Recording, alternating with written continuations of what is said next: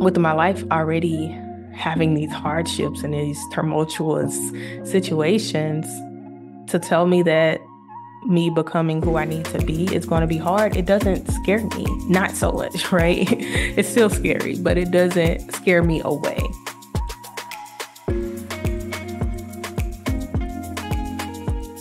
Welcome to the Momship Mastery podcast, the ultimate destination for moms seeking balance, connection, and growth in their journey through motherhood. I'm your host, master's level therapist and life coach, Andrea Baker. Here at the Momship Mastery, we believe that motherhood is a purposeful journey filled with discoveries, challenges, and countless opportunities, from self-care strategies to relationship building, from spiritual growth to parenting insights. I've got you covered. So, if you're ready to embark on this journey with us, hit that subscribe button and let's explore the world of motherhood, relationships, and growth together. Remember, you're not alone on this journey, and we're here to support you every step of the way.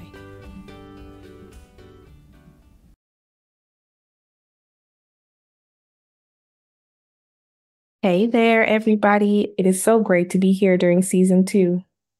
I am just really excited about what's to come this season. And as you can tell, things have been a little different. This season, we're going to have a mixture of some interview styles, some solo where it's just you and I. And yeah, I want to make sure that I'm able to give you more of a variety, make sure that we're able to really speak to the needs that you have. I understand that I'm not an expert on many things and I don't have the experience in some situations. So I have looked into communities of women who I felt would have something powerful or have something of value that could add to and help edify your life. So that's why this season looks a bit different.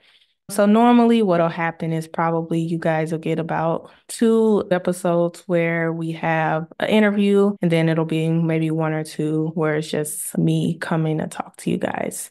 So we'll see how that goes. My goal is just that, that this is a community, that this is a place where, you get to ask your questions, where you feel seen, you feel heard, you feel connected, and that you're able to grow, that you're able to just be and move toward that best self that we know that you're capable of being.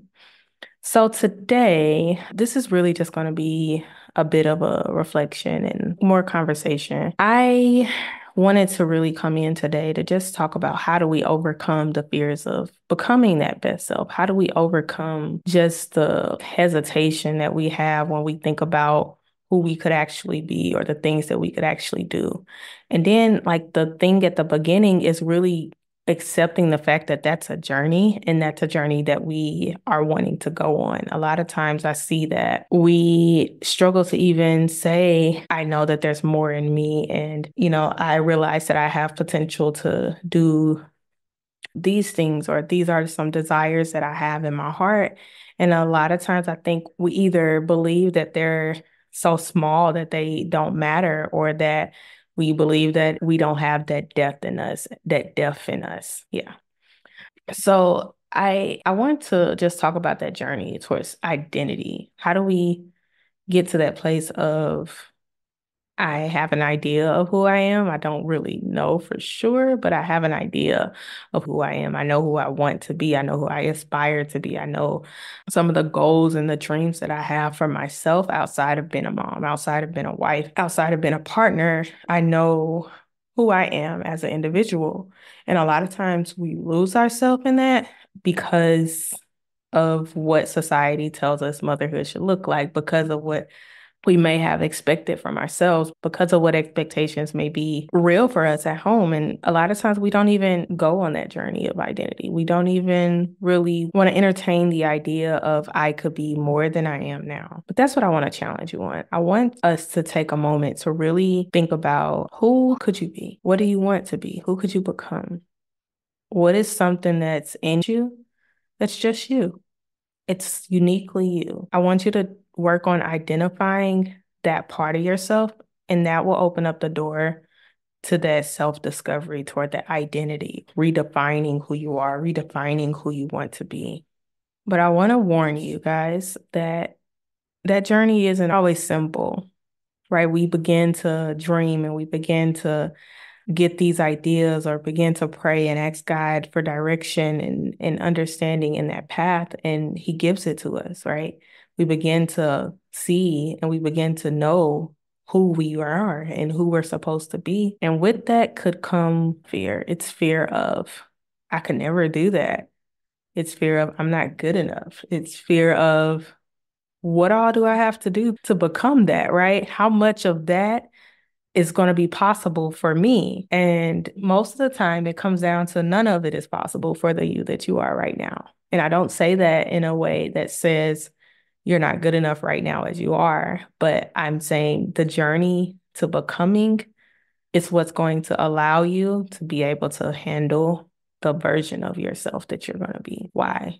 Because sometimes when we're becoming, sometimes when we are accepting that there's greater in our life or accepting a greater purpose or accepting that we're here to impact people or accepting that we're here to help someone, like sometimes that comes with turmoil, right? That's not always the easy thing to do. When we're helping people, when you're helping people redefine themselves, when you're helping people understand what they want to do differently, when you're helping people to break generational curses, when you're helping your children, when you're helping your spouse, when you're helping your family to do things differently, it's a lot of hardship that can come with that. And why do we have to accept the fact that sometimes there's going to be hardships? Because when you get to that version of yourself, there's going to be more hardships. And I know that that can sound depressing almost, but it's something that I've understood to be like this. Like, so my life has always had some sort of turmoil. And I used to really, I guess, argue with God about this. Like, I just really had an issue with the fact that my life seemed so complicated. There was always something. There was always something I didn't understand. There was always something that seemed like it needed to be fixed. And I just really, I used to pray for simplicity. That was my prayer for a long time. I was like, God, I just want things to be simple. And for a long time, I feel like that prayer was ignored. And then I got an answer and I didn't like the answer. The answer was just, my life is just not supposed to be simple. And I did not understand, like, why not? Why could nothing go the way that I planned? Why could it not be simpler? Like, I wanted some form, some sense of simplicity in my life. And I didn't think that that was too much to ask. But because I now understand who I am becoming and the layers that are attached to that, I have to accept the fact that that's going to be hard. Like me becoming the version of myself that is a business owner, a thought leader, me becoming the version of myself that understands concepts that are beyond me and is able to balance those demands with caring for my family and myself. That understands how to deal with people beyond what I know now, or like the level of stretching, the level of understanding, and the level of patience, the level of wisdom that I'm going to have to tap into is going to be hard. How is this connected? Well, with my life already having these hardships and these tumultuous situations, to tell me that me becoming who I need to be is going to be hard, it doesn't scare me. Not so much, right? It's still scary, but it doesn't scare me away. Let's say it that way. Like, I'm not going to run away from hard because I know how to deal with hard. Does that make sense? I'm not going to just throw away the vision that I have for my life or the vision that I'm following God's path for. I'm not going to throw that away because things are hard, because I've dealt with hard. I know how to navigate hard. So that's part of that development. It's part of that discovery. I have to be honest with you guys. When I decided to start this podcast, when I decided to create this space and, do all the things, I thought getting it launched would be the hard thing, right? I was like, okay, I have to get this done. I got to do this and I have to do all the things to get it launched, right? And so we did everything. I pushed it off for months and months. And then I finally got it launched. So I thought that getting it launched would be the hard part. I was like, okay, once it's launched, I can relax. And then it was something else, right? I had to figure out these learning curves and that was hard and I wanted to quit, but I was like, okay, I'm just going to keep trying because I know that this was something that God was putting on my heart to do. And then I was working on the content, right? You guys know that Momship Mastery is about motherhood. It's about relationships. It's about, spiritual growth and personal development. And when I say that all of those areas in my life began to get challenged and attacked to the point where I was just like, I don't know what I'm talking about at this point. Like, I can't talk about these things because my whole life looks total opposite of this right now. And my biggest thing was like, I never wanted to be a fraud. Like, I never want to give you guys information, give you guys content that I'm not able to uphold by myself. And I felt like I wouldn't be giving you guys the truth if I was continuing to give this uplifting content and to give this content about, having healthy relationships and doing all of these things when mine were being tested. It was hard, right? I wasn't sure how my relationship with my mom was going to go. I wasn't sure how my relationship with my daughter was panning out. But in that, I realized that I had to be on the right track. I had to be moving in the right direction. Why did I say that? Because these things started getting shaken up, right? You can always tell when you are entering into the enemy's camp, when you are messing with what he has felt like he has settled. You can always tell when you're making the enemy mad or making hell nervous, as JR puts it. You can always tell because hell starts fighting back, right? We cannot expect to declare we're breaking generational curses. We cannot expect to declare we're doing relationships differently, to declare these things and then not expect to be tested on it, not expect to have to live up to that, not expect to have to show what we learned and show how we, you got to show it. And that can be scary because it's like, I'm just going to stay in the safe zone. I'm not going to mess with anything. I'm not going to overshare. I'm not going to, try to encourage anybody else because I feel like if I do that, then I'm bringing more trouble on myself. I'm bringing more chaos to my life. And like I said at the beginning, that's just one of those areas where it's uncomfortable. I'm not going to lie and say it's not. It's uncomfortable. It's not something I'd sign up for on purpose, but I understand that it comes with the assignment. I understand that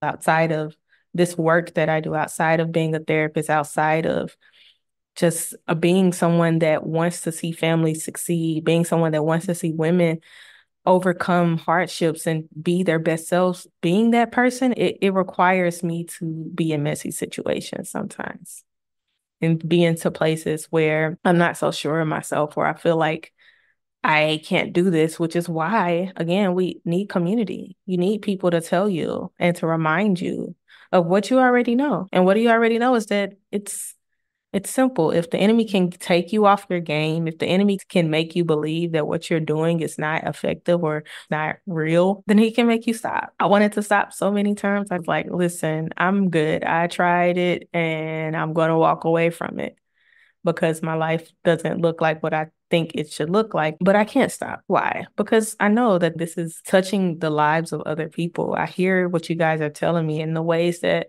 this is impacting you. And it's very much so something that's making the enemy nervous, right? Because he's afraid of you becoming who you need to become. It's not so much about me, it's about you. If I stop, then who's going to push you to your limits? Who's going to encourage you and encourage the version of you, right? I know there are many people doing the things that I'm doing. I know I'm not the only one doing and saying these things, but I know that there are a certain group of people that are assigned to my voice, assigned to what God has put inside of me, and assigned to what I have experienced. And I know that if I stop, then those people will not get what they need to get.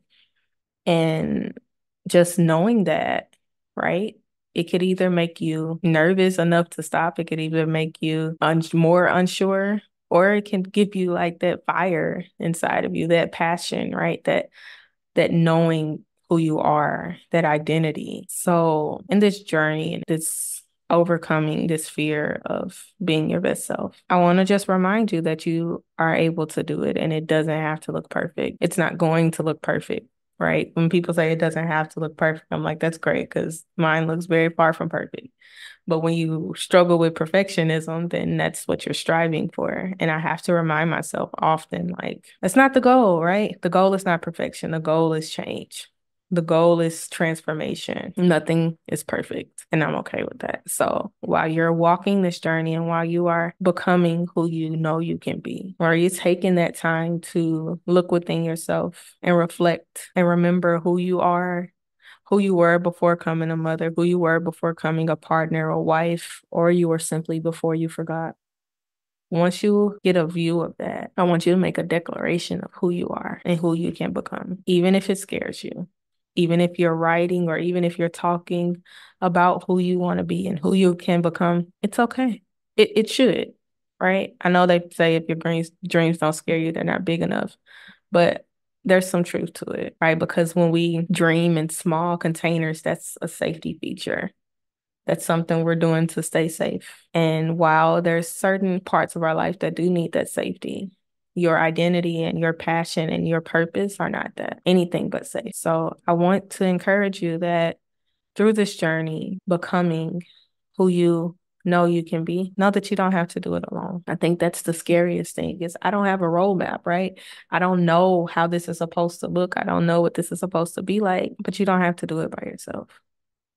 We are here. I want you to lean into this community, find other communities that will continue to edify you and strengthen you and love on you and tell you that you can do it, remind you of who you are. So that's all I have for today. I think this one was a bit more low key. I know we've been pretty intense on some other episodes, and that'll continue. We'll still have some pretty deep dived conversations, but this one, I just wanted to talk to you guys. So don't leave me hanging. Talk back. Let me know how this landed. Let me know what you think. Let me know some of the things that you believed you can become. Let me know who you are. I can't wait to hear it. Till next time. That's all for today, and I hope that you're feeling inspired to navigate your shifts with grace and authenticity. But remember, you don't have to do this alone. Our growing community is here and ready to support you. You can find the link to that one in the show notes. If you enjoyed this episode, I want you to subscribe, leave a review, and share it with a mom who may just need a little support and encouragement. Don't forget to connect with us on social media. We are on Instagram and Facebook at Momship Mastery, and those links are also in the show notes. Before we go, here's my little reminder. You are an incredible mom, and you have the power to nurture your inner well-being and create meaningful connections and relationships. Embrace the journey, cherish the moments, and continue to thrive in your momship journey. Until next time.